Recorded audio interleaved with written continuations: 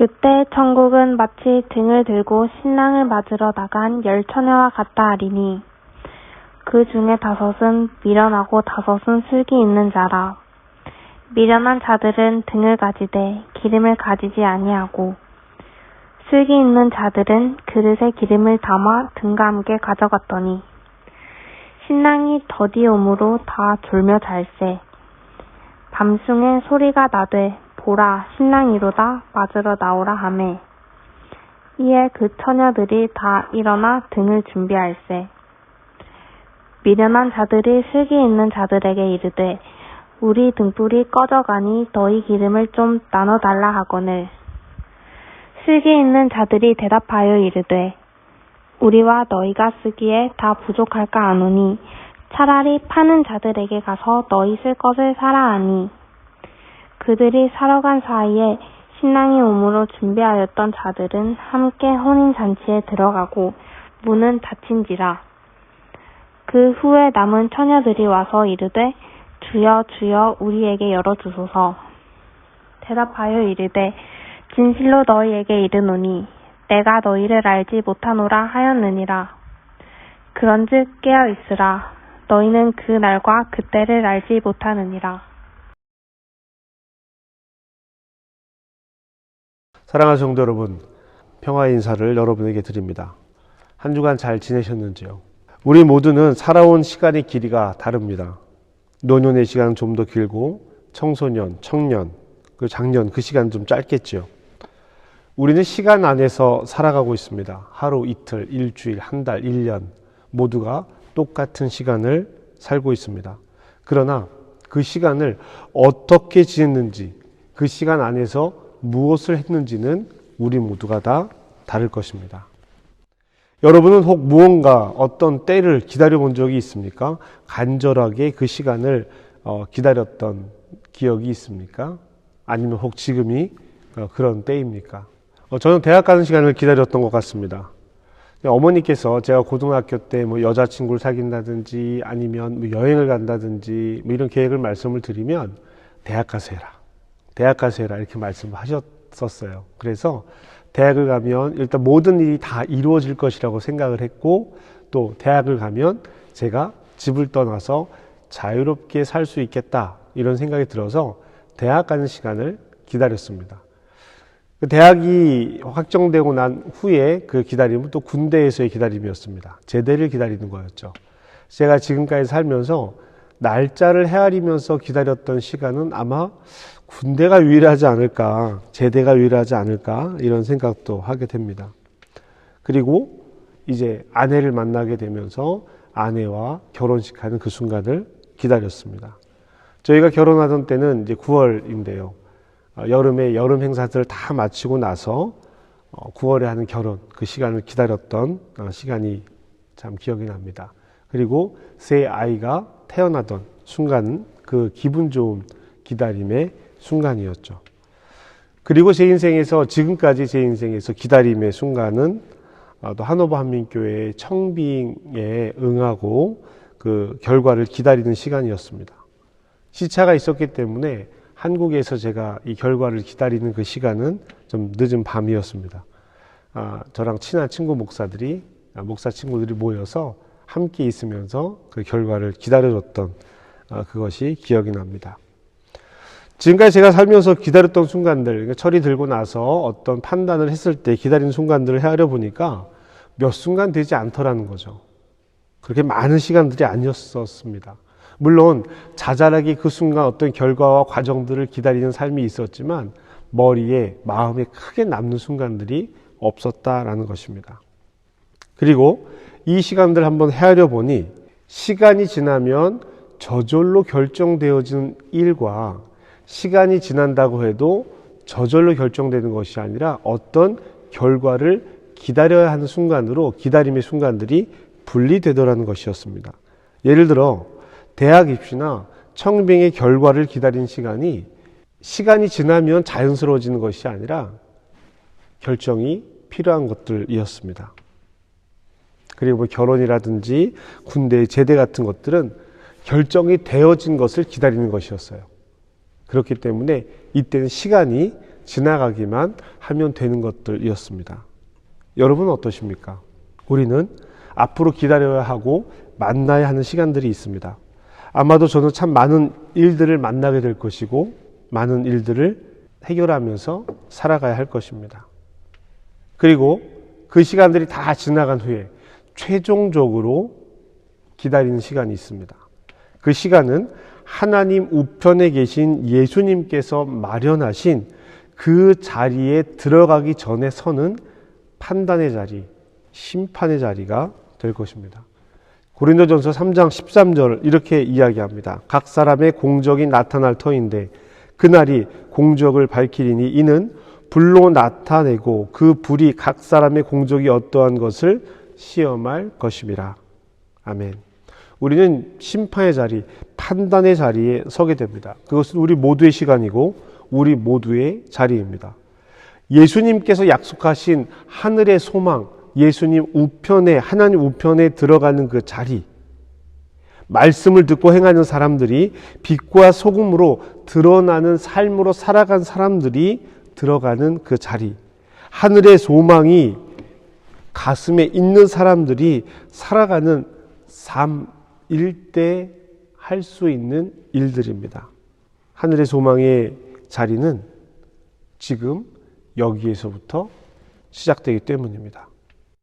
하늘 소망의 자리는 우리의 영역이 아닙니다. 거기는 하나님의 영역이고 예수님의 영역이에요. 즉 판단은 하나님의 영역이라고 하는 것입니다. 우리가 결정할 수 있는 일들이 아닙니다. 그러나 지금 여기에서의 삶은 우리가 결정할 수 있습니다.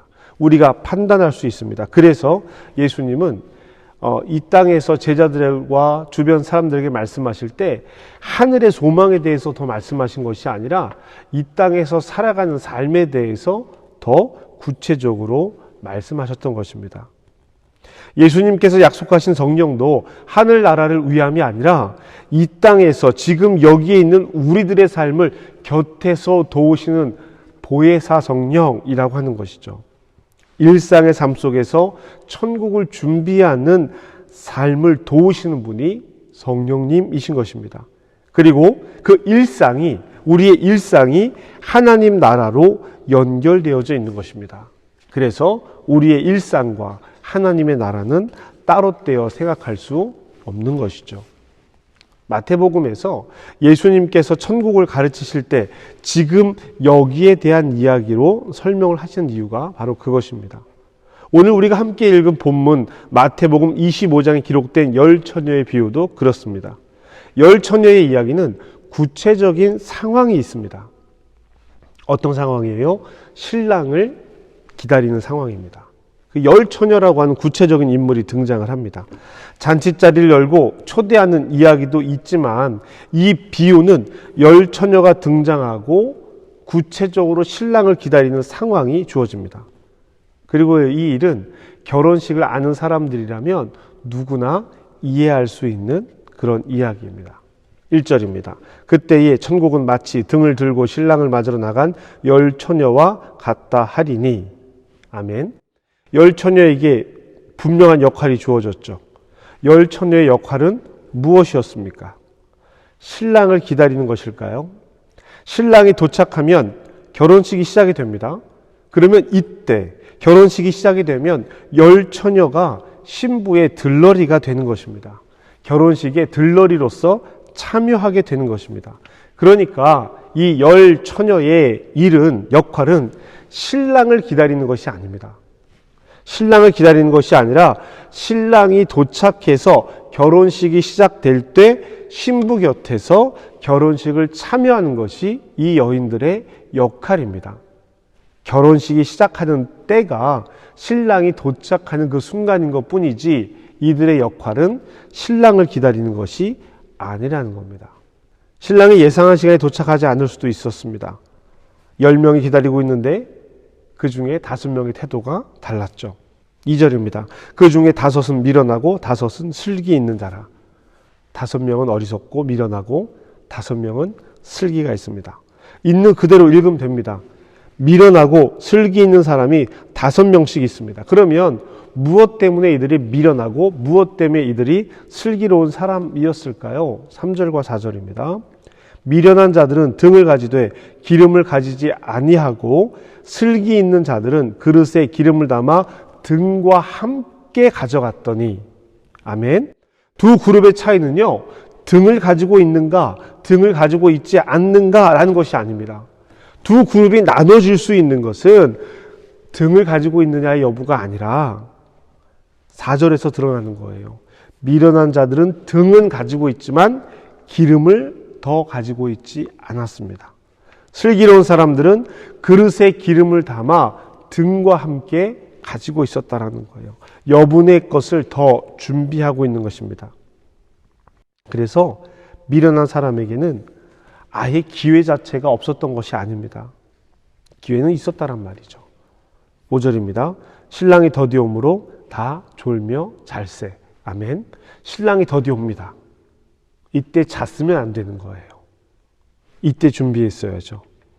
이때를 그냥 보내지 말고 준비했어야 하는 것이었습니다. 신랑이 더디 온다라고 하는 이 부분은요, 아주 중요한 것을 설명하고 계신 거예요.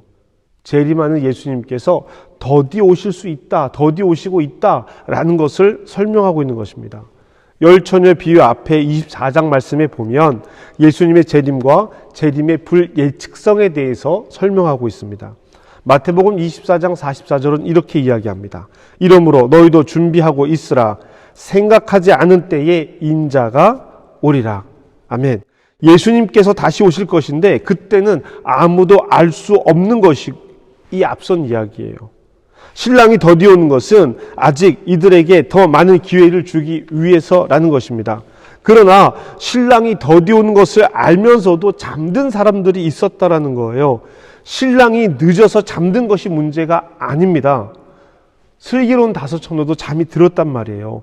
생각하지 않은 때에 예수님께서 오신다고 말씀하셨잖아요. 그렇기 때문에 늦은 저녁에 신랑을 기다리며 잠든 것 문제되지 않습니다. 말씀에서도 왜 잠들었는지를 책망하지 않습니다. 잠든 것으로 미련하고 슬기로움을 나누지 않고 있습니다. 미련하고 슬기로운 것은 기름을 준비했는가, 기름을 준비하지 못했는가라는 것입니다. 이 기름이 역할할 때가 찾아왔습니다. 6절입니다. 밤중에 소리가 나되 보라 신랑이로다 맞으러 나오라 하며. 신랑이 오는 순간은 모두에게 똑같습니다. 등을 들고 있는 10명 처녀 모두에게 똑같이 그 소리가 들립니다. 그 역할을 하고 있는 10명에게 모두 동일하게 이 상황이 열렸습니다. 그 소리를 들은 10명의 처녀들이 움직입니다. 그리고 10명 모두 준비한 등을 들었습니다. 등을 준비하지 않은 것이 아니에요. 밤중에 시작되는 결혼식에 기름이 더 필요하게 된 것뿐이었습니다. 그런데 기름을 준비한 사람과 준비하지 않은 사람의 차이가 드러나게 됩니다. 8절입니다. 미련한 자들이 슬기 있는 자들에게 이르되 우리 등불이 꺼져가니 너희 기름을 좀 나눠달라 하거늘. 아멘. 등불을 사용하게 되었습니다. 그러다 보니 등에 담겨진 기름만으로는 부족하게 된 것을 알았어요. 결혼식이 밤에 시작되었기 때문입니다. 그래서 기름을 좀 나눠달라고 요청을 하는 거예요. 그랬더니 이런 답이 돌아옵니다. 9절입니다. 슬기 있는 자들이 대답하여 이르되 우리와 너희가 쓰기에 다 부족할까 하노니 차라리 파는 자들에게 가서 너희 쓸 것을 사라 하니. 아멘. 슬기 있는 자들, 즉 기름을 준비한 사람들이요, 조금 매정해 보이죠. 사랑이 없어 보인다라고 말할 수도 있습니다. 아이, 그거 좀 나눠주면 되지 라고 말할 수 있을 거예요. 그런데 여러분, 우리가 분명히 알아야 할 것이 있습니다. 우리가 나눠줄 수 있는 것이 있고 나눠줄 수 없는 것이 있는 것입니다. 이것은 마음의 문제가 아니고요, 사랑의 문제가 아닙니다. 이제 슬기로운 처녀와 미련한 처녀가 무엇을 가리키는지, 그릇에 담긴 기름이 무엇인지 우리가 좀 더 구체적으로 이야기를 해볼까요? 왜 나눌 수 없는지를 알아야 합니다. 예수님은 천국을 비유하면서 이 천국이 10명의 처녀와 같다라고 말씀하신 거예요. 더 구체적으로 슬기로운 5처녀와 어리석은 미련한 5처녀로 구분이 됩니다. 여기서 천국은 슬기로운 5처녀가 되는 것이겠죠. 그리고 더 구체적으로는 그들이 가지고 있는 그릇의 기름을 이야기하고 있는 것입니다. 지금 우리는 이 말씀을 통해서 예수님의 말씀을 듣고 행하는 사람과 예수님의 말은 들었지만 행함이 없는 사람에 대해서 알아차려야 합니다. 하나님의 말씀, 예수님의 말씀은 등입니다. 등. 10사람 모두가 가지고 있습니다. 들었기 때문이죠. 그리고 10사람 모두에게 역할이 주어졌습니다. 그리스도인의 삶입니다. 지금 여기에서 살아가야 하는, 천국을 준비하며 살아가야 하는 삶을 이야기하고 있습니다. 즉 말씀을 듣고 행하는 사람을 말하고 있다라고 하는 것이죠. 이것은 우리가 지난주 야고보의 말씀을 통해서도 함께 나누었던 이야기입니다. 혼인잔치에 참석할 수 있는 기름 나눠줄 수 없다라고 말했습니다. 말씀을 행하는 삶, 그리스도인으로서 일상을 살아가는 삶은 누군가가 대신해서 남는 것을 나눠줄 수 있는 것이 아닙니다. 부모가 자녀를 대신해서, 사랑하는 남편을 대신해서 부인이, 남편을 대신해서 아내가, 부모를 대신해서 자녀가, 친구를 위해서 친구가 대신 나누어주고 대신 살 수 있는 일이 아니라는 것입니다. 하나님, 내가 이만큼 더 했으니까, 내가 하나님 앞에 이렇게 더 충성했으니까 내가 살아간 지금의 삶의 결과를 내가 사랑하는 사람들에게, 내 가족에게, 내 자녀에게 이것 대신 판단해 줄 수 있을까요? 나의 것으로 그들을 판단해 줄 수 있을까요? 이렇게 말할 수 없다라는 것입니다. 복음을 사는 것, 그리스도인으로 하나님 나라를 소망으로 삼고 사는 삶은 나누어 가질 수 없다라는 것을 이야기하고 있습니다. 10절입니다. 그들이 살아간 사이에 신랑이 오므로 준비하였던 자들은 함께 혼인잔치에 들어가고 문은 닫힌지라. 아멘. 시간이 지났습니다. 문은 닫혔습니다. 그래서 신랑이 더디 오는 것이 중요해요. 천국의 비유로 분류되어 있는 이 이야기는 천국을 이야기하면서 지금 여기의 삶을 이야기하고 있습니다. 그 당시 그 자리에서 그 이야기를 듣는 사람들에게도, 오늘 우리에게도 모두 동일합니다. 지금 여기에서 살아가는 것입니다. 어떻게 해요? 가장 중요한 것은 지금 이 이야기를 듣고 난 후의 삶이라는 것입니다. 이 이야기를 듣고 난 후의 삶이에요. 아직 신랑이 오지 않았습니다. 그러면 무엇을 해야 할까요? 기름을 준비해야 합니다. 이 이야기를 듣고도 기름을 준비하지 않는다면 미련한 처녀들보다 더 미련한 거예요. 왜요? 결과를 보고 있기 때문입니다. 이 이야기를 듣고 나눠줄 수 있는 것과 나눠줄 수 없는 것이 있음도 알아야 합니다. 그럼에도 스스로 기름을 준비할 수 있도록 도와주지 않고 알려주지 않는 것은 어리석은 일입니다. 자녀를, 부모를, 친구를, 이웃을 포기해버리는 일입니다. 13절입니다. 그런즉 깨어있으라. 너희는 그 날과 그 때를 알지 못하느니라. 아멘. 깨어있으면 됩니다. 그 때를 알지 못해도 깨어있으면 됩니다. 우리에게 중요한 것은 그때 그 순간이 아니라 그때를 만났을 때 나의 모습인 거예요. 그때는 언젠가 옵니다. 우리가 먼저 그때를 향해 갈 수도 있습니다. 죽음은 늘 우리 곁에 있는 것입니다. 당연하게 여기는 모든 것들이 전혀 당연하지 않는다라는 것을 알아야 합니다. 그 중에 하나가 생명이고 삶입니다. 이것을 깨달아야 하나님 앞에 더 깊게 감사할 수 있습니다. 사랑하는 성도 여러분, 천국을 사는 삶은 일상을 바르게 사는 데서 출발을 합니다. 미련한 다섯 처녀는 아예 생각도 없고 믿음도 없는 사람이 아니었습니다. 서둘러 기름을 사러 가는 걸 보세요. 막 달려갑니다. 알고 있다라는 거예요. 모르고 있는 것이 아니에요. 지금 기름을 사야 한다라는 것을 알았습니다. 그러나 그때는 이미 늦었다라는 것이죠. 알고만 있는 것이었습니다. 행함이 없는 겁니다. 말씀을 행함으로 슬기로운 다섯 처녀가 되어야 합니다. 나눠줄 수 있는 것과 나눠줄 수 없는 것이 있다라는 것을 알아야 합니다. 우리는 때로는 어려워도 이것을 사랑하는 사람들에게 알려줘야 합니다. 그냥 내버려 두면 등불만 들고 슬피 우는 사람이 되어버립니다. 11절 12절입니다. 그 후에 남은 처녀들이 와서 이르되 주여 주여 우리에게 열어주소서. 대답하여 이르되 진실로 너에게 이르노니 내가 너희를 알지 못하노라 하였느니라. 아멘. 늦지 않아야 합니다. 알려주고 깨닫도록 애쓰고 노력하는 것도 우리의 일입니다. 지금 여기에서 시작하는 일입니다. 예수님의 길을 걸어야 합니다. 예수께서 보이신 좁은 문으로 좁은 길로 들어서야 합니다. 우리가 가야 할 길입니다. 오늘도 저와 여러분, 우리 모두의 삶에 그리스도와 동행하는 기쁨이 있기를 주님의 이름으로 축복합니다. 우리 자녀들에게 남겨야 할 단 한 가지가 있다면 그것은 복음입니다. 타협할 수 있는 것이 아닙니다.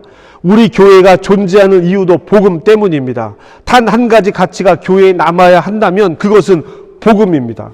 오늘 이 시간에 그것을 깨닫고 살아가도록 결정해야 합니다.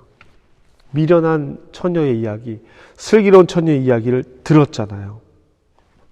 그 이후의 삶, 듣고 난 다음의 삶이 더욱 중요합니다.